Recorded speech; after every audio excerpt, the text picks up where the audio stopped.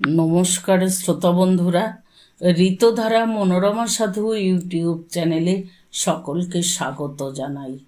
আজ সাহিত্য সম্রাট বঙ্কিমচন্দ্র চট্টোপাধ্যায়ের সুবিখ্যাত উপন্যাস দেবী চৌধুরানীর পঞ্চম পর্ব পড়ে শোনাচ্ছি। আমার আজকের নিবেদন দেবী চৌধুরানীর পঞ্চম পর্ব। দুম করিয়া একটা বন্দুকের শব্দ হইল। ব্রজেশ্বরের মুখের কথা মুখে রহিল। দুইজনে চমকিয়া সম্মুখে চাহিয়া দেখিল দূরে পাঁচখানা ছিপ আসিতেছে। বটিয়ার তাড়নে জল চাঁদের আলোয় জ্বলিতেছে। দেখিতে দেখিতে দেখা গেল পাঁচখানা ছিপ সিপাহী ভরা। ডাঙাপথের সিপাহীরা আসিয়া পৌঁছিয়াছে। তারই সংকেত বন্দুকের শব্দ শুনিয়াই পাঁচখানা ছিপ খুলিয়াছিল। দেখিয়া প্রফুল্ল বলিল, আর তিলার্ধ বিলম্ব করিও না, শীঘ্র আপনার পানসিতে উঠিয়া চলিয়া যাও। ব্রজ, কেন? এ ছিপগুলো কিসের? বন্দুক কিসের? প্রফুল্ল, না শুনিলে যাইবে না? কোনো মতেই না। এ ছিপে কোম্পানির সিপাহী আছে। এ বন্দুক ডাঙা হইতে কোম্পানির সিপাহী আওয়াজ করিল। কেন এত সিপাহী এদিকে আসিতেছে? তোমাকে ধরিবার জন্য? প্রফুল্ল চুপ করিয়া রহিল। ব্রজেশ্বর জিজ্ঞাসা করিল, তোমার কথায় বোধ হইতেছে তুমি পূর্ব হইতে এই সংবাদ জানিতে। জানিতাম, আমার চর সর্বত্র আছে। এ ঘাটে আসিয়া জানিয়াছ না আগে জানিয়াছ? আগে জানিয়াছিলাম। তবে জানিয়া শুনিয়া এখানে আসিলে কেন? তোমাকে আর একবার দেখিব বলিয়া। তোমার লোকজন কোথায়? বিদায় দিয়াছি। তারা কেন আমার জন্য মরিবে? নিশ্চিত ধরা দিবে স্থির করিয়াছ? আর বাঁচিয়া কি হইবে? তোমার দেখা পাইলাম, তোমাকে মনের কথা বলিলাম, তুমি আমায় ভালোবাসো তাহা শুনিলাম। আমার যে কিছু ধন ছিল তাহাও বিলাইয়া শেষ করিয়াছি। আর এখন বাঁচিয়া কোন কাজ করিব বা কোন সাধ মিটাইব?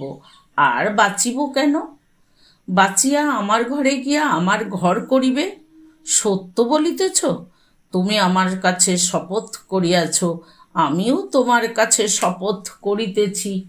আজ যদি তুমি প্রাণ রাখো, আমি তোমাকে আমার ঘরণী গৃহিণী করিব। আমার শ্বশুর কি বলিবেন? আমার বাপের সঙ্গে আমি বোঝাপড়া করিব? হায়, এ কথা কাল শুনি নাই কেন? কাল শুনিলে কি হইত? তাহা হইলে কার সাধ্য আজ আমায় ধরে? এখন আর উপায় নাই। তোমার পানসি ডাকো, নিশি ও দিবাকে লইয়া শীঘ্র যাও। ব্রজেশ্বর আপনার পানসি ডাকিল। পানসিওয়ালা নিকটে আসিলে ব্রজেশ্বর বলিল, তোরা শীঘ্র পলা, ওই কোম্পানির সিপাহী ছিপ আসিতেছে। তোদের দেখিলে উহারা বেগার ধরিবে।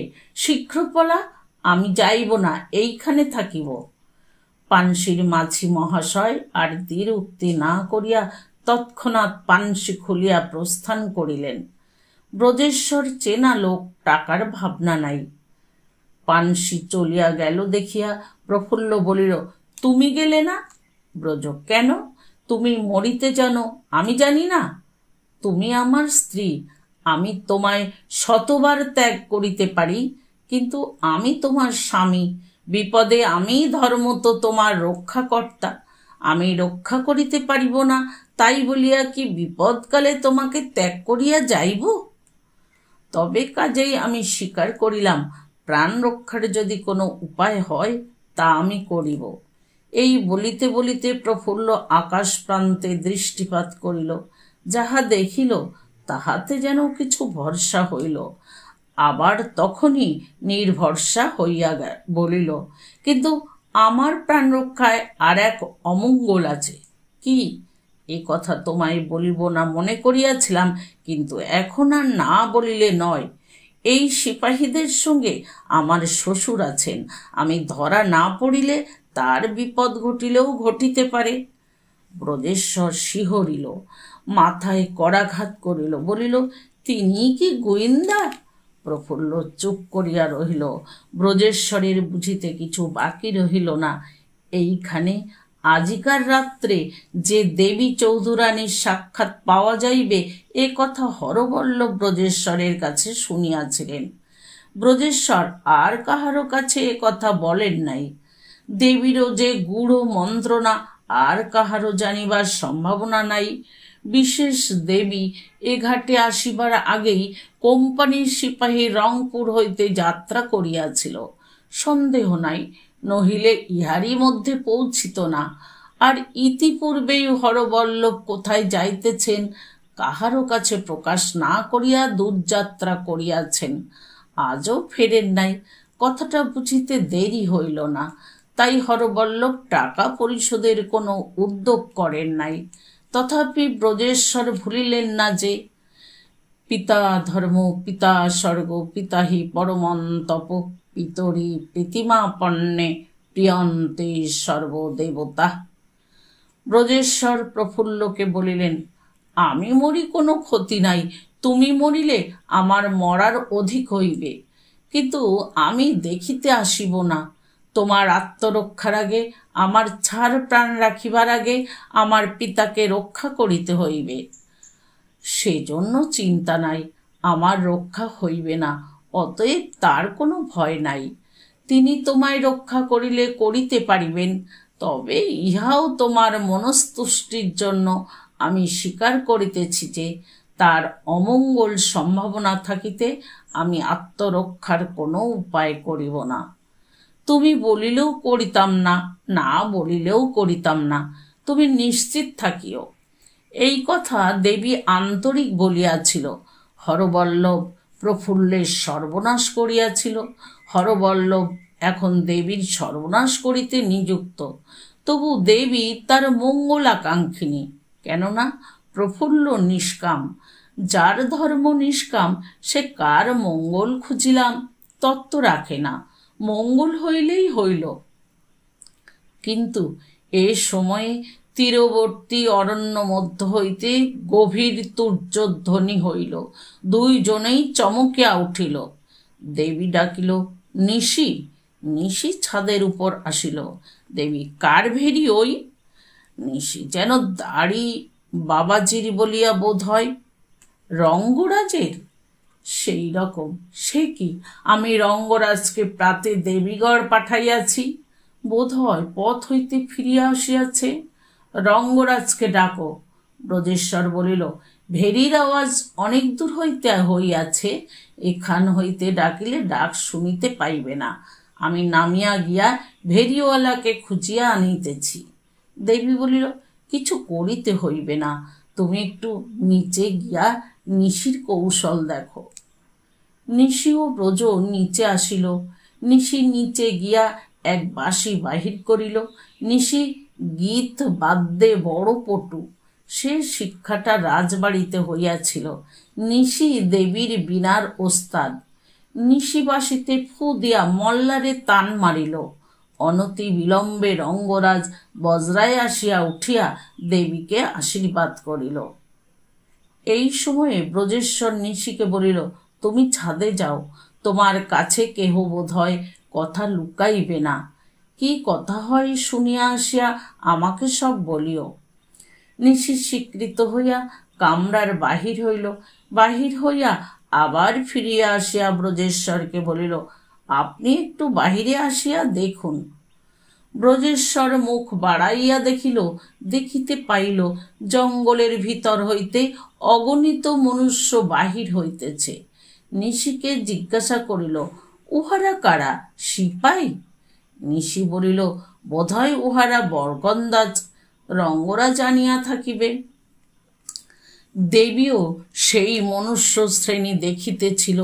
এমন সময় রঙ্গরাজ আসিয়া আশীর্বাদ করিল। দেবী জিজ্ঞাসা করিল, তুমি এখানে কেন রঙ্গরাজ? রঙ্গরাজ প্রথমে কোনো উত্তর করিল না। দেবী পুনরপি বলিল, আমি সকালে তোমাকে দেবীগড় পাঠাইয়াছিলাম, সেখানে যাও নাই কেন? আমার কথা অমান্য করিয়াছ কেন?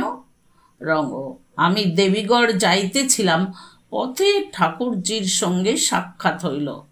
দেবী ভবানী ঠাকুর? তার কাছে শুনিলাম কোম্পানির সিপাহী আপনাকে ধরিতে আসিতেছে, তাই আমরা দুইজনে বরকন্দাজ সংগ্রহ করিয়া লইয়া আসিয়াছি। বরকন্দার জঙ্গলে লুকাইয়া রাখিয়া আমি তীরে বসিয়াছিলাম। ছিপ আসিতেছে দেখিয়া আমি ভেরি বাজাইয়া সংকেত করিয়াছি। ও জঙ্গলেও সিপাহী আছে, তাহাদের আমরা ঘেরিয়া ফেলিয়াছি। ঠাকুরজি কোথায়? ওই বরকন্দাজ লইয়া বাহির হইতেছেন। তোমরা কত বরকন্দা জানিয়াছ? প্রায় 1000 হইবে। সিপাহী কত? শুনিয়াছি 500। এই 1500 লোকের লড়াই হইলে মরিবে কত? তা 200-400 মরিলেও মরিতে পারে। ঠাকুরজিকে গিয়া বলো, তুমিও শোনো যে তোমাদের এই আচরণে আমি আজ মর্মান্তিক মনোপীড়া পাইলাম। কেন মা? একটা মেয়ে মানুষের প্রাণের জন্য এত লোক তোমরা মরিবার বাসনা করিয়াছ, তোমাদেরকে কিছু ধর্মজ্ঞান নাই? আমার পরমাণু শেষ হইয়া থাকে, আমি একা মরিব, আমার জন্য 400 লোক কেন মরিবে? আমায় কি তোমরা এমন অপদার্থ ভাবিয়াছ যে আমি এত লোকের প্রাণ নষ্ট করিয়া আপনার প্রাণ বাঁচাইব? রঙ্গ, আপনি বাঁচিলে অনেক লোকের প্রাণ রক্ষা হইবে। দেবী রাগে ঘৃণায় অধীর হইয়া বলিল, ছি! সেই ধিক্কারে রঙ্গরাজ অধবদন হইল, মনে করিল পৃথিবী দ্বিধা হোক, আমি প্রবেশ করি। দেবী তখন বিস্ফারিত নয়নে ঘৃণাস্ফুরিত কম্পিতা ধরে বলিতে লাগিল, শোনো রঙ্গরাজ, ঠাকুরজিকে গিয়া বলো এই মুহূর্তে বরকন্দার সকল ফিরাইয়া লইয়া যাউন। তিলার্ধ বিলম্ব হইলে আমি এই জলে ঝাঁপ দিয়া মরিব, তোমরা কেহ রাখিতে পারিবে না। রঙ্গরাজ এতটুকু হইয়া গেল, বলিল, আমি চলিলাম, ঠাকুরজিকে এই সকল কথা জানাইব, তিনি যাহা ভালো বুঝিবেন তাহা করিবেন, আমি উভয়েরই আজ্ঞাকারী। রঙ্গরাজ চলিয়া গেল। নিশি ছাদে দাঁড়াইয়া সব শুনিয়াছিল।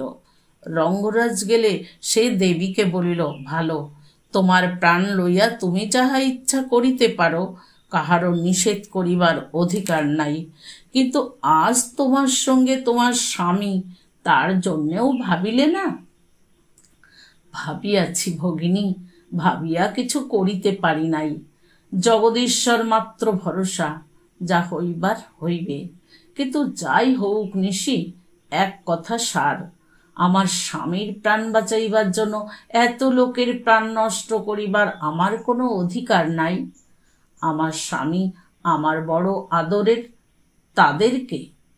নিশি মনে মনে দেবীকে ধন্য ধন্য বলিল, ভাবিল এই সার্থক নিষ্কাম ধর্ম শিখিয়াছিল, ইহার সঙ্গে মরিয়াও সুখ। নিশি গিয়া সকল কথা ব্রজেশ্বরকে শুনাইল। ব্রজেশ্বর প্রফুল্লকে আর আপনার স্ত্রী বলিয়া ভাবিতে পারিল না। মনে মনে বলিল, যথার্থ দেবী বটে, আমি নরাধম, আমি আবার ইহাকে ডাকাইত বলিয়া ভৎসনা করিতে গিয়াছিলাম। এদিকে 5 দিক হইতে 5খানা ছিপ আসিয়া বজ্রার অতি নিকটবর্তী হইল। প্রফুল্ল সেদিকে দৃকপাতও করিল না। প্রস্তরময়ী মূর্তির মতো নিষ্পন্দ শরীরে ছাদের উপর বসিয়া রহিল। প্রফুল্ল ছিপ দেখিতেছিল না, বরকন্দাজ দেখিতেছিল না। দূর আকাশ প্রান্তে তাহার দৃষ্টি। আকাশ প্রান্তে একখানা ছোট মেঘ অনেকক্ষণ হইতে দেখা দিয়াছিল। প্রফুল্ল তাই দেখিতেছিল। দেখিতে দেখিতে বোধ হইল যেন সেখানা একটু বাড়িল। তখন জয় জগদীশ্বর বলিয়া প্রফুল্ল ছাদ হইতে নামিল। প্রফুল্লকে ভিতরে আসিতে দেখিয়া নিশি জিজ্ঞাসা করিল, এখন কি করিবে? প্রফুল্ল বলিল, আমার স্বামীকে বাঁচাইব, আর তুমি? আমার কথা আর জিজ্ঞাসা করিও না, আমি যাহা বলি যাহা করি এখন তাহাতে বড় সাবধানে মনোযোগ দাও। তোমার আমার অদৃষ্টে যাই হোক, আমার স্বামীকে বাঁচাইতে হইবে, দিবাকে বাঁচাইতে হইবে, শ্বশুরকে বাঁচাইতে হইবে। এই বলিয়া দেবী একটা শাঁখ লইয়া ফু দিল। নিশি বলিল, তবু ভালো। দেবী বলিল, ভালো কি মন্দ বিবেচনা করিয়া দেখো, যাহা যাহা করিতে হইবে তোমাকে বলিয়া দিতেছি, তোমার উপর সব নির্ভর। পিপিলিকা শ্রেণীবদ্ধ বরকন্দাজের দল ত্রিশতে তীর বন সকল হইতে বাহির হইতে লাগিল, মাথায় লাল পাগড়ি, মালকোচ মারা, খালি পা। জলে লড়াই করিতে হইবে বলিয়া কেহ জুতা আনে নাই। সবার হাতে ঢাল, সড়কি, কাহারো কাহারো বন্দুক আছে, কিন্তু বন্দুকের ভাগ অল্প। সকলেরই পিঠে লাঠি বাঁধা। এই বাংলার জাতীয় হাতিয়ার। বাঙালি ইহার প্রকৃত ব্যবহার জানিত, লাঠি ছাড়াইয়াই বাঙালি নির্জীব হইয়াছে। বরকন্দাজেরা দেখিল ছিপগুলি প্রায় আসিয়া পড়িয়াছে, বজ্রা ঘেরিবে। বরকন্দাজ দৌড়াইল, রানীজি কি জয় বলিয়া তাহারাও বজ্রা ঘেরিতে চলিল। তাহারা আসিয়া আগে বজ্রা ঘেরিল, ছিপ তাহাদের ঘেরিল, আর যে সময়ে শাক বাজিল ঠিক সেই সময়ে জনকত বরকন্দাজ আসিয়া বজ্রার উপর উঠিল। তাহারা বজ্রার মাঝি মল্লা, নৌকার কাজ করে, আবশ্যক মতো লাঠি সড়কিও চালায়। তাহারা আপাতত লড়াইয়ে প্রবৃত্ত হইবার কোনো ইচ্ছা দেখাইল না। দাঁড়ে হালে পালের রশি ধরিয়া, লগি ধরিয়া যাহার যে স্থান সেইখানে বসিল। আরও অনেক বরকন্দাজ বজ্রায় উঠিল। ৩-৪০০ বরকন্দাজ তীরে রহিল। সেইখান হইতে ছিপের উপর সড়কি চালাইতে লাগিল। কতক সিপাহী ছিপ হইতে নামিয়া বন্দুকের সঙ্গিন চড়াইয়া তাহাদের আক্রমণ করিল। যে বরকন্দাজেরা বজ্রা ঘেরিয়া দাঁড়াইয়াছিল, অবশিষ্ট সিপাহীরা তাহাদের উপর পড়িল। সর্বত্র হাতাহাতি লড়াই হইতে লাগিল। তখন মারামারি, কাটাকাটি, চেঁচাচেঁচি, বন্দুকের হুড়মুড়, লাঠির ঠকঠকি, ভারী হুলস্থুল পড়িয়া গেল। কেহ কাহারও কথা শুনিতে পায় না, কেহ কোনো স্থানে স্থির হইতে পারে না। দূর হইতে লড়াই হইলে সিপাহীর কাছে লাঠিয়ালেরা অধিকক্ষণ টিকিত না, কেননা দূরে লাঠি চলে না। কিন্তু ছিপের উপর থাকিতে হওয়ায় সিপাহীদের বড় অসুবিধা হইল। যাহারা তীরে উঠিয়া যুদ্ধ করিতেছিল, সে সিপাহীরা লাঠিয়াল দিগকে সঙ্গিনের মুখে হটাইতে লাগিল। কিন্তু যাহারা জলে লড়াই করিতেছিল, তাহারা বরকন্দাজ দিগের লাঠি সড়কিতে হাত পা বা মাথা ভাঙিয়া কাবু হইতে লাগিল। প্রফুল্ল নিচে আসিবার অল্পমাত্র পরেই এই ব্যাপার আরম্ভ হইল। প্রফুল্ল মনে করিল, হয় ভবানী ঠাকুরের কাছে আমার কথা পৌঁছে নাই, নয় তিনি আমার কথা রাখিলেন না। মনে করিয়াছেন, আমি মরিতে পারিব না, ভালো, আমার কাজটাই তিনি দেখুন। দেবীর রানীগিরিতে গুটি কতক চমৎকার গুণ জন্মিয়াছিল। তার একটি এই যে সামগ্রীর কোনো প্রকার প্রয়োজন হইতে পারে, তাহা আগে গুছাইয়া হাতের কাছে রাখিতেন। এই গুণের পরিচয় অনেক পাওয়া গিয়াছে। দেবী এখন হাতের কাছেই পাইলেন একটি সাদা নিশান। সাদা নিশানটি বাহিরে লইয়া গিয়া সহস্তে উঁচু করিয়া ধরিলেন। সেই নিশান দেখিবা মাত্র লড়াই একেবারে বন্ধ হইল। যে যেখানে ছিল সে সেইখানেই হাতিয়ার ধরিয়া চুপ করিয়া দাঁড়াইয়া রহিল। ঝড় তুফান যেন হঠাৎ থামিয়া গেল। প্রমত্ত সাগর যেন অকস্মাৎ প্রশান্ত হ্রদে পরিণত হইল। দেবী দেখিল পাশে ব্রজেশ্বর। এই যুদ্ধের সময়ে দেবীকে বাহিরে আসিতে দেখিয়া ব্রজেশ্বরও সঙ্গে সঙ্গে আসিয়াছিল। দেবী তাহাকে বলিল, তুমি এই নিশান এইরূপ ধরিয়া থাকো, আমি ভিতরে গিয়া নিশি ও দিবার সঙ্গে একটা পরামর্শ আটিব। রঙ্গরাজ যদি এখানে আসে, তাহাকে বলিও সে দরওয়াজা হইতে আমার হুকুম লয়। এই বলিয়া দেবী ব্রজেশ্বরের হাতে নিশান দিয়া চলিয়া গেল। ব্রজেশ্বর নিশান তুলিয়া ধরিয়া দাঁড়াইয়া রহিল। ইতিমধ্যে সেখানে রঙ্গরাজ আসিয়া উপস্থিত হইল। রঙ্গরাজ ব্রজেশ্বরের হাতে সাদা নিশান দেখিয়া চোখ ঘুরাইয়া বলিল, তুমি কার হুকুমে সাদা নিশান দেখাইলে? রানীজির হুকুম। রানীজির হুকুম? তুমি কে?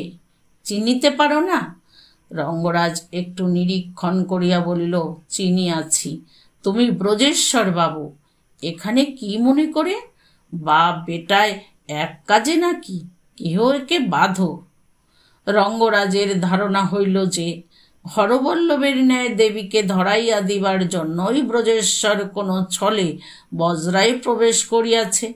তাহার আজ্ঞা পাইয়া দুইজন ব্রজেশ্বরকে বাঁধিতে আসিল। ব্রজেশ্বর কোনো আপত্তি করিলেন না, বলিলেন, আমায় বাঁধো, তাতে ক্ষতি নাই, কিন্তু একটা কথা বুঝাইয়া দাও, সাদা নিশান দেখিয়াই দুই দলে যুদ্ধ বন্ধ করিল কেন? রঙ্গরাজ বলিল, কচি খোকা আর কি, জানো না সাদা নিশান দেখাইলে ইংরেজের আর যুদ্ধ করিতে নাই? তা আমি জানিতাম না, তা আমি জানিয়াই করি আর না জানিয়াই করি। রানীজির হুকুম মতো সাদা নিশান দেখাইতেছি কিনা তুমি না হয় জিজ্ঞাসা করিয়া আইসো। আর তোমায়ও আজ্ঞা আছে যে তুমি দরওয়াজা হইতে রানীজির হুকুম লইবে। রঙ্গরাজ বরাবর কামরার দরজায় গেল। কামরার দরওয়াজা বন্ধ আছে দেখিয়া বাহির হইতে ডাকিল, রানীমা। ভিতর হইতে উত্তর, কে? রঙ্গরাজ? রঙ্গ, আজ্ঞা হ্যাঁ, একটা সাদা নিশান আমাদের বজরা হইতে দেখানো হইয়াছে, লড়াই সেই জন্য বন্ধ আছে। ভিতর হইতে, সে আমারই হুকুম মতো হইয়াছে। এখন তুমি ওই সাদা নিশান লইয়া লেফটেন্যান্ট সাহেবের কাছে যাও, গিয়া বলো যে লড়াইয়ে প্রয়োজন নাই, আমি ধরা দিব। রঙ্গ, আমার শরীর থাকিতে তাহা কিছুতেই হইবে না। শরীরপাত করিয়াও আমায় রক্ষা করিতে পারিবে না, তথাপি শরীরপাত করিব। শোনো, মূর্খের মতো গোল করিও না। তোমরা প্রাণ দিয়া আমায় বাঁচাইতে পারিবে না। এ সিপাহীর বন্দুকের কাছে লাঠি সোটা কি করিবে, কি না করিবে? যাই করুক, আর এক বিন্দু রক্তপাত হইবার আগে আমি প্রাণ দিব। বাহিরে গিয়া গুলির মুখে দাঁড়াইব, রাখিতে পারিবে না। বরং এখন আমি ধরা দিলে পলাইবার ভরসা রহিল। বরং এক্ষণে আপন আপন প্রাণ রাখিয়া সুবিধা মতো যাহাতে আমি বন্ধন হইতে মুক্ত হইতে পারি সে চেষ্টা করিও। আমার অনেক টাকা আছে, কোম্পানির লোক সকল অর্থের বশ, আমার পলাইবার ভাবনা কি? দেবী মুহূর্তের জন্য মনে করেন নাই যে ঘুষ দিয়া তিনি পলাইবেন। সেরকম পলাইবার ইচ্ছাও ছিল না। এ কেবল রঙ্গরাজকে ভুলাইতেছিলেন। তার মনের ভিতর যে গভীর কৌশল উদ্ভাবিত হইয়াছিল রঙ্গরাজের বুঝিবার সাধ্য ছিল না। সুতরাং রঙ্গরাজকে তাহা বুঝাইলেন না। সরলভাবে ইংরেজকে ধরা দিবেন ইহা স্থির করিয়াছিলেন। কিন্তু ইহাও বুঝিয়াছিলেন যে ইংরেজ আপনার বুদ্ধিতে সব খোয়াইবে। ইহাও স্থির করিয়াছিলেন যে শত্রুর কোনো অনিষ্ট করিবেন না, বরং শত্রুকে সতর্ক করিয়া দিবেন। তবে স্বামী, শ্বশুর, সখীদিগের উদ্ধারের জন্য যাহা অবশ্য কর্তব্য তাহাও করিবেন। যাহা যাহা হইবে দেবী যেন দর্পণের ভিতর সকল দেখিতে পাইতেছিলেন। রঙ্গরাজ বলিল, যাহা দিয়া কোম্পানির লোক বশ করিবেন তাহা তো বজরাতেই আছে। আপনি ধরা দিলে ইংরেজ বজরাও লইবে। দেবী, সেইটি নিষেধ করিও, বলিও যে আমি ধরা দিব, কিন্তু বজরা দিব না। বজরায় যাহা আছে তাহার কিছুই দিব না। বজরায় যাহারা আছে তাহাদের কাহাকেও তিনি ধরিতে পারিবেন না। এই নিয়মে আমি ধরা দিতে রাজি। ইংরেজ যদি না শুনে, যদি বজরা লুঠিতে আসে, বারণ করিও বজরায় না আসে, বজরা না স্পর্শ করে। বলিও যে তাহা করিলে ইংরেজের বিপদ ঘটিবে। বজরায় আসিলে আমি ধরা দিব না। যে মুহূর্তে ইংরেজ বজরায় উঠিবে সেই দণ্ডে আবার যুদ্ধ আরম্ভ জানিবেন। আমার কথায় তিনি স্বীকৃত হইলে তাহাদের কাহাকে এখানে আসতে হইবে না। আমি নিজে তাহার ছিপে যাইব। রঙ্গরাজ বুঝিল ভিতরে একটা কি গভীর কৌশল আছে। দৌত্যে স্বীকৃত হইল। তখন দেবী তাহাকে জিজ্ঞাসা করিলেন, ভবানী ঠাকুর কোথায়? তিনি তীরে বরকন্দাজ লইয়া যুদ্ধ করিতেছেন, আমার কথা শোনেন নাই। বোধ করি এখনো সেইখানে আছেন। আগে তার কাছে যাও, সব বরকন্দাজ লইয়া নদীর তীরে তীরে সস্থানে যাইতে বলো। বলিও যে আমার বজ্রার লোকগুলি রাখিয়া গেলেই যথেষ্ট হইবে। আর বলিও যে আমার রক্ষার জন্য আর যুদ্ধের প্রয়োজন নাই, আমার রক্ষার জন্য ভগবান উপায় করিয়াছেন। ইহাতে যদি তিনি আপত্তি করেন, আকাশপানে চাহিয়া দেখিতে বলিও, তিনি বুঝিতে পারিবেন। রঙ্গরাজ তখন স্বয়ং আকাশপানে চাহিয়া দেখিল বৈশাখী নবীন নীরদ মালায় গগন অন্ধকার হইয়াছে। রঙ্গরাজ বলিল, মা, আর একটা আজ্ঞার প্রার্থনা করি। হরবল্লভ রায় আজিকার গোয়েন্দা, তার ছেলে ব্রজেশ্বর নৌকায় দেখিলাম। অভিপ্রায়টা মন্দ, সন্দেহ নাই। তাহাকে বাঁধিতে রাখিতে চাহি।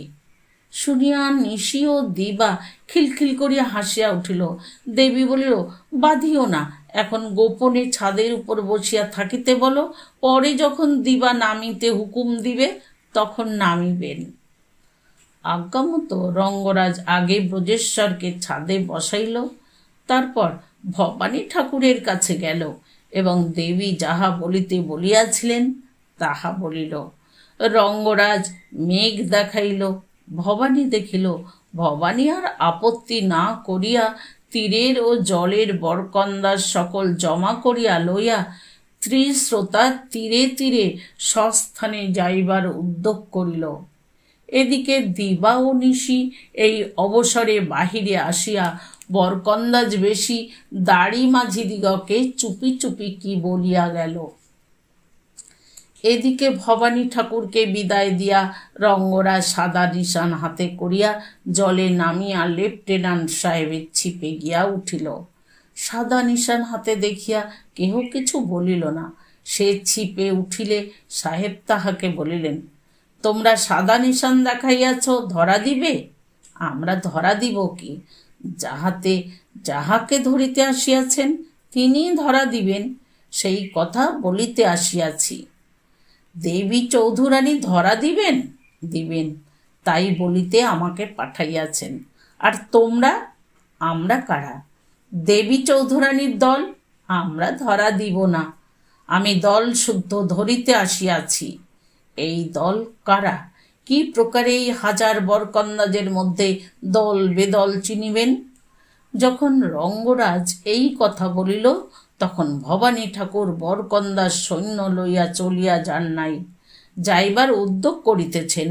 সাহেব বলিল, এই হাজার বরকন্দাজ সবাই ডাকাইত, কেননা উহারা ডাকাইতের হইয়া সরকারের সঙ্গে যুদ্ধ করিতেছে।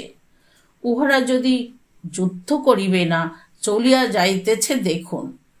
সাহেব দেখিলেন বরকন্দাজ সৈন্য পলাইবার উদ্যোগ করিতেছে।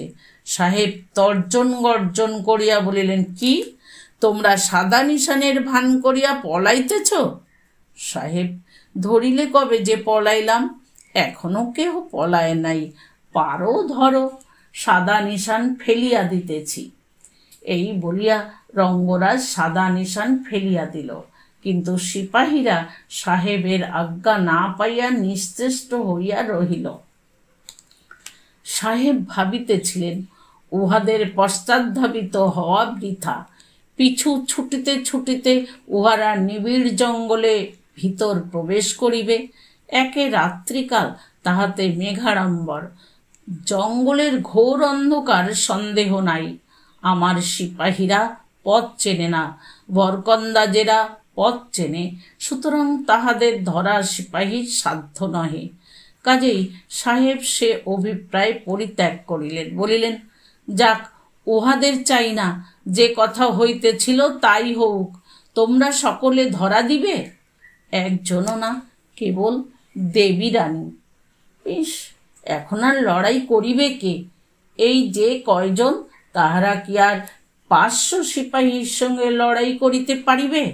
তোমার বরকন্দার সৈন্য তো জঙ্গলের ভিতর প্রবেশ করিল দেখিতেছি। রঙ্গরাজ দেখিল বাস্তবিক ভবানী ঠাকুরের সেনা জঙ্গলের ভিতর প্রবেশ করিল। রঙ্গরাজ বলিল, আমি অত জানি না, আমায় আমাদের প্রভু যা বলিয়াছেন তাহাই বলিতেছি। বজ্রা পাইবেন না, বজ্রাজ্যে ধন তাহা পাইবেন না, আমাদের কাহাকেও পাইবেন না, কেবল দেবী রানীকে পাইবেন। কেন তা জানি না। জানো আর নাই জানো, বজ্রা এখন আমার, উহা আমি দখল করিব। সাহেব, বজ্রাতে উঠিও না, বজ্রা ছুঁয়ো না, বিপদ ঘটিবে। 500 সিপাহী লইয়া তোমাদের জন 2-4 লোকের কাছে বিপদ?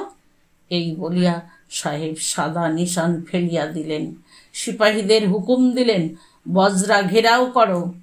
সিপাহীরা 5খানা ছিপ সমেত বজ্রা ঘেরিয়া ফেলিল। তখন সাহেব বলিলেন, বজ্রার উপর উঠিয়া বরকন্দাজ দিগের অস্ত্র কাড়িয়া লও।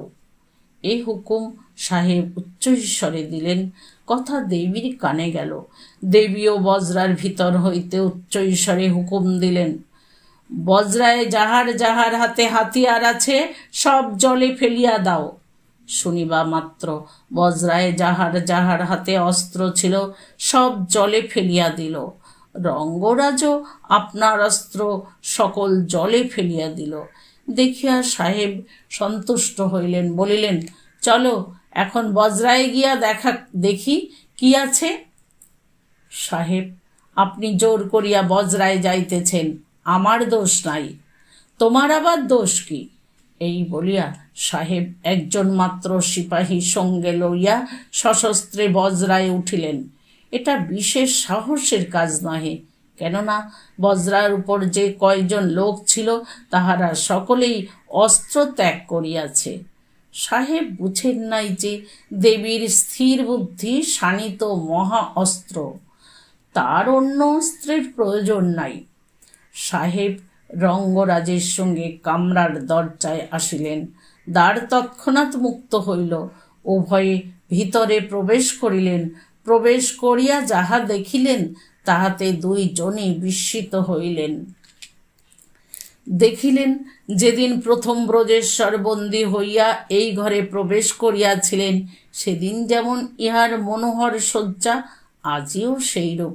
দেয়ালে তেমনি চারুচিত্র, তেমনি সুন্দর গালিচা পাতা, তেমনি আতরদন, গোলাপ পাশ, তেমনি সোনার পুষ্পপাত্রে ফুল ভরা, সোনার আলবোলায় তেমনি মৃগনাভি গন্ধি তামাকু সাজা, তেমনি রূপার পুতুল, রূপার ঝাড়, সোনার শিকলে দোলানো সোনার প্রদীপ। কিন্তু আজ একটা মসনদ নয়, 2টা মসনদের উপর সুবর্ণমণ্ডিত উপাধানে দেহ রক্ষা করিয়া 2টি সুন্দরী রহিয়াছে। তাহাদের পরিধানে মহার্ঘ বস্ত্র, সর্বাঙ্গে মহামূল্য রত্নভূষা। সাহেব তাদের চেনে না। রঙ্গরাজ চিনিল যে একজন নিশি আর একজন দিবা। সাহেবের জন্য একখান রূপার চৌকি রাখা হইয়াছিল। সাহেব তাহাতে বসিলেন। রঙ্গরাজ খুঁজিতে লাগিলেন, দেবী কোথা? দেখিলেন কামরার এক ধারে দেবীর সহজ বেশে দেবী দাঁড়াইয়া আছে, গড়া পরা, কেবল কড় হাতে, এলো চুল, কোনো বেশভূষা নাই। সাহেব জিজ্ঞাসা করিলেন, কে দেবী চৌধুরানী? কাহার সঙ্গে কথা কহিব? নিশি বলিল, আমার সঙ্গে কথা কহিবেন, আমি দেবী। দিবা হাসিল, বলিল, ইংরেজ দেখিয়া রঙ্গ করিতেছিস? এ কি রঙ্গের সময়? লেফটেন্যান্ট সাহেব, আমার এ ভগিনী কিছু রঙ্গ তামাশা ভালোবাসে, কিন্তু এ তার সময় নয়। আপনি আমার সঙ্গে কথা কহিবেন, আমি দেবী চৌধুরানী। নিশি বলিল, মরণ, তুই কি আমার জন্য ফাঁসি যেতে চাস নাকি? সাহেবের দিকে ফিরিয়া নিশি বলিল, সাহেব, ও আমার ভগিনী, বোধ হয় স্নেহবশত আমাকে রক্ষা করিবার জন্য আপনাকে প্রতারণা করিতেছে, কিন্তু কেমন করিয়া মিথ্যা প্রবঞ্চনা করিয়া বহিনীর প্রাণদণ্ড করিয়া আপনার প্রাণ রক্ষা করিব? প্রাণ অতি তুচ্ছ, আমরা বাঙালির মেয়ে অক্লেশে ত্যাগ করিতে পারি। চলুন, আমাকে কোথায় লইয়া যাইবেন? যাইতেছি, আমি দেবী রানী। দিবা বলিল, সাহেব, তোমার যীশু খ্রিস্টের দিব্য, তুমি যদি নিরপদা রাধিনীকে ধরিয়া লইয়া যাও, আমি দেবী। সাহেব বিরক্ত হইয়া রঙ্গরাজকে জিজ্ঞাসা করিলেন, এ কি তামাশা? কে দেবী চৌধুরানী, তুমি যথার্থ বলিবে? রঙ্গরাজ কিছু বুঝিল না, কেবল অনুভব করিল যে ভিতরে একটা কি কৌশল আছে। অতএব বুদ্ধি খাটাইয়া সে নিশিকে দেখাইয়া হাত জোড় করিয়া বলিল, হুজুর, এই যথার্থ দেবী রানী। তখন দেবী প্রথম কথা কহিল, বলিল, আমার ইহাতে কথা কহা বড় দোষ, কিন্তু কি জানি এরপর মিছা কথা ধরা পড়িলে যদি সকলে মারা যায়, তাই বলিতেছি। এ ব্যক্তি যাহা বলিতেছে তাহা সত্য নহে। পরে নিশিকে দেখাইয়া বলিল, এ দেবী নহে। যে উহাকে দেবী বলিয়া পরিচয় দিতেছে সে রানীজিকে মা বলে, রানীজিকে মার মতো ভক্তি করে। এই জন্য সে রানীজিকে বাঁচাইবার জন্য অন্য ব্যক্তিকে নিশান দিতেছে। তখন সাহেব দেবীকে জিজ্ঞাসা করিলেন, দেবী তবে কে? দেবী বলিল, আমি দেবী। দেবী এই কথা বলিলে নিশিতে, দিবাতে, রঙ্গরাজে ও দেবীতে বড় গণ্ডগোল বাঁধিয়া গেল। নিশি বলে আমি দেবী, দিবা বলে আমি দেবী, রঙ্গরাজ নিশিকে বলে এই দেবী, দেবী বলে আমি দেবী, বড় গোলমাল। তখন লেফটেন্যান্ট সাহেব মনে করিলেন, এ ফেরেববাজির একটা চূড়ান্ত করা উচিত।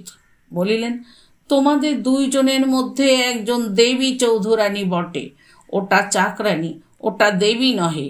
এই দুইজনের মধ্যে কে সে পাপিষ্ঠা তাহা তোমরা চাতুরি করিয়া আমাকে জানিতে দিতেছ না, কিন্তু তাহাতে তোমাদের অভিপ্রায় সিদ্ধ হইবে না।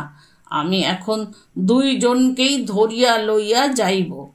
ইহার পর প্রমাণের দ্বারা যে দেবী চৌধুরানী বলিয়া সাব্যস্ত হইবে সেই ফাঁসি যাইবে। যদি প্রমাণের দ্বারা এ কথা পরিষ্কার না হয় তবে দুইজনেই ফাঁসি যাইবে। তখন নিশা ও দিবা দুইজনেই বলিল, এত গোলযোগে কাজ কি? আপনার সঙ্গে কি গোয়েন্দা নাই?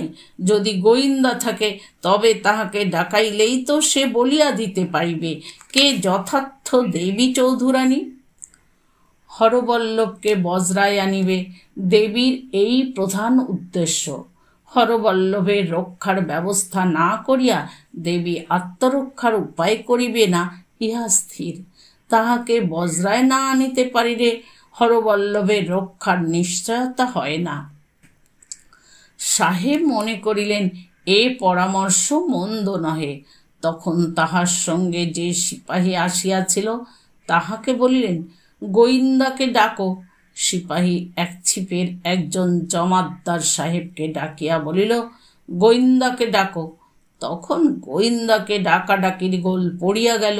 গোয়েন্দা কোথায়, গোয়েন্দাকে তাহা কেহই জানে না, কেবল চারিদিকে ডাকাডাকি করে। বস্তুত হরবল্লভ রায় মহাশয় যুদ্ধক্ষেত্রেই উপস্থিত ছিলেন, কিন্তু সেই ইচ্ছাপূর্বক নহে, ঘটনাধীন। প্রথমে বড় ঘেঁষেন নাই, শৃঙ্গিনাং শস্ত্র পাণিনাং ইত্যাদি চাণক্য প্রদত্ত সদুপদেশ স্মরণ করিয়া তিনি সিপাহীদিগের ছিপে উঠেন নাই। একখানা পৃথক ডিঙিতে থাকিয়া লেফটেন্যান্ট সাহেবকে বজরা দেখাইয়া দিয়া অর্ধক্রোশ দূরে পলাইয়া গিয়া ডিঙ্গি ও প্রাণ রক্ষা করিয়াছিলেন। তারপর দেখিলেন আকাশে বড় ঘন ঘটা, মনে করিলেন ঝড় উঠিবে ও এখনই আমার ডিঙি ডুবিয়া যাইবে। টাকার লোভে আসিয়া আমি প্রাণ হারাইব, আমার সৎকারও হইবে না। তখন রায় মহাশয় ডিঙ্গি হইতে তীরে অবতরণ করিলেন, কিন্তু তীরে সেখানে কেহ কোথাও নাই দেখিয়া বড় ভয় হইল। সাপের ভয়, বাঘের ভয়, চোর ডাকাইতের ভয়, ভূতেরও ভয়। হরবল্লভের মনে হইল, কেন এমন ঝকমারি করিতে আসিয়াছিলাম? হরবল্লভের কান্না আসিল। এমন সময় হঠাৎ বন্দুকের হুড়মুড়ি, সিপাহী বরকন্দাজের হৈ হৈ শব্দ সব বন্ধ হইয়া গেল। হরবল্লভের বোধ হইল অবশ্য সিপাহীর জয় হইয়াছে, ডাকাইত মাগি ধরা পড়িয়াছে, নহিলে লড়াই বন্ধ হইবে কেন? তখন হরবল্লভ ভরসা পাইয়া যুদ্ধস্থানে যাইতে অগ্রসর হইলেন। তবে রাত্রিকালে এ অন্ধকারে এ বন জঙ্গলের মাঝে অগ্রসর হন কি রূপে? ডেঙ্গির মাঝিকে জিজ্ঞাসা করিলেন, হা বাপু মাঝি, বলি ওদিকে যাওয়া যায় কি রূপে বলিতে পারো? মাঝি বলিল, যাওয়ার ভাবনা কি, ডিঙিতে উঠুন না, নিয়ে যাচ্ছি। সিপাহীরা মারবে ধরবে না তো? আবার যদি লড়াই বাঁধে? সিপাহীরা আমাদের কিছু বলবে না, লড়াই আর বাঁধিবে না। ডাকাইত ধরা পড়েছে, কিন্তু যেরকম মেঘ করেছে এখনই ঝড় উঠবে, ডিঙিতে উঠি কি রূপে? মাঝি বলিল, ঝড়ে ডিঙি কখনো ডুবে না। হরবল্লভ প্রথমে সে কথায় বিশ্বাস করিলেন না, শেষ অগত্যা ডিঙিতে উঠিলেন। মাঝিকে উপদেশ দিলেন, কেনারায় কেনারায় ডিঙি লইয়া যাইবে। মাঝি তাহাই করিল। শীঘ্র আসিয়া ডিঙি বজ্রায় লাগিল। হরবল্লভ সিপাহীদের সংকেত বাক্য জানিতেন, সুতরাং সিপাহীরা আপত্তি করিল না। সেই সময়ে গোয়েন্দা গোয়েন্দা করিয়া ডাকাডাকি হইতেছিল। হরবল্লভ বজ্রায় উঠিয়া সম্মুখস্থ আটদালির সিপাহীকে বলিল, গোয়েন্দাকে খুঁজিতেছ? আমি গোয়েন্দা। সিপাহী বলিল, তোমাকে কাপ্তেন সাহেব তলব করিয়াছেন। কোথায় তিনি? কামরার ভিতর। তুমি কামরার ভিতর যাও। হরবল্লভ আসিতেছে জানিতে পারিয়া দেবী প্রস্থানের উদ্যোগ দেখিল। কাপ্তেন সাহেবের জন্য কিছু জলযোগের উদ্যোগ দেখি বলিয়া ভিতরের কামরায় চলিয়া গেল। এদিকে হরবল্লভ কামরার দিকে গেলেন। কামরার দ্বারে উপস্থিত হইয়া কামরার শয্যা ও ঐশ্বর্য, দিবা ও নিশি রূপ ও শয্যা দেখিয়া তিনি বিস্মিত হইলেন। সাহেবকে সেলাম করিতে গিয়া ভুলিয়া নিশিকে সেলাম করিয়া ফেলিলেন। হাসিয়া নিশি কহিল, বন্দেগি খা সাহেব, মেজাজ শরীফ। শুনিয়া দিবা বলিল, বন্দেগি খা সাহেব, আমায় একটু কুর্নিশ হলো না, আমি হলেম এদের রানী। সাহেব হরবল্লভকে বলিলেন, ইহারা ফেরেব করিয়া দুইজনেই বলিতেছে আমি দেবী চৌধুরানী। কে দেবী চৌধুরানী তাহার ঠিকানা না হওয়ায় আমি তোমাকে ডাকিয়াছি। কে দেবী? হরবল্লভ বড় প্রমাদে পড়িলেন। ঊর্ধ্ব চতুর্দশ পুরুষের ভিতর কখনো দেবীকে দেখেন নাই। কি করেন ভাবিয়া চিন্তিয়া নিশিকে দেখাইয়া দিলেন। নিশি খিলখিল করিয়া হাসিয়া উঠিল। অপ্রতিভ হইয়া ভুল হইয়াছে বলিয়া হরবল্লভ দিবাকে দেখাইলেন। দিবা লহর তুলিয়া হাসিল। বিষণ্ণ মনে হরবল্লভ আবার নিশিকে দেখাইল। সাহেব তখন গরম হইয়া উঠিয়া হরবল্লভকে বলিলেন, টোম বজ্জাট শোর, টোম পছানটে নেহি। তখন দিবা বলিল, সাহেব রাগ করিবেন না, উনি চেনেন না, উহার ছেলে চেনে। উহার ছেলে বজ্রাত ছাদে বসিয়া আছে, তাহাকে আনুন, সে চিনিবে। হরবল্লভ আকাশ হইতে পড়িল, আমার ছেলে? এইরূপ শুনি। ব্রজেশ্বর? তিনি কোথা? ছাদে। ব্রজ এখানে কেন? তিনি বলিবেন। সাহেব হুকুম দিলেন, তাহাকে আনো। দিবা রঙ্গরাজকে ইঙ্গিত করিল। তখন রঙ্গরাজ ছাদে গিয়া ব্রজেশ্বরকে বলিল, চলো, দিবা ঠাকুরানীর হুকুম। ব্রজেশ্বর নামিয়া কামরার ভিতর আসিল। দেবীর হুকুম আগেই প্রচার হইয়াছিল। দিবার হুকুম পাইলেই ব্রজেশ্বর ছাদ হইতে নামিবে, এমনই দেবীর বন্দোবস্ত। সাহেব ব্রজেশ্বরকে জিজ্ঞাসা করিল, তুমি দেবী চৌধুরানীকে চেনো? চিনি। এখানে দেবী আছে? না। সাহেব তখন রাগান্ধ হইয়া বলিলেন, সে কি, ইহারা দুইজনের একজনও দেবী চৌধুরানী নয়, এরা তার দাসী। তুমি দেবীকে চেনো? বিলক্ষণ চিনি। যদি এরা কেহ দেবী না হয় তবে দেবী অবশ্য এ বজ্রার কোথাও লুকাইয়া আছে। বোধহয় দেবী সেই চাকরানিটা। আমি বজ্রা তল্লাশি করিতেছি, তুমি নিশানদিহি করিবে। আইস সাহেব, তোমার বজ্রা তল্লাশ করিতে হয় করো, আমি নিশানদিহি করিব কেন? সাহেব বিস্মিত হইয়া গর্জিয়া বলিল, কেউ বজ্জাত? তোম গোয়েন্দা নেহি? নেহি বলিয়া ব্রজেশ্বর সাহেবের গালে ৮২ শিক্ষার এক চপেটাঘাত করিল। করিলে কি সর্বনাশ করিলে বলিয়া হরবল্লভ কাঁদিয়া উঠিল। হুজুর, তুফান উঠা বলিয়া বাহির হইতে জমাদার হাকিল। শো শো করিয়া আকাশ প্রান্ত হইতে ভয়ঙ্কর বেগে বায়ু গর্জন করিয়া আসিতেছে। শোনা গেল কামরার ভিতর হইতে ঠিক সেই মুহূর্তে, যে মুহূর্তে সাহেবের গালে ব্রজেশ্বরের চড় পড়িল, ঠিক সেই মুহূর্তে আবার শাক বাজিল।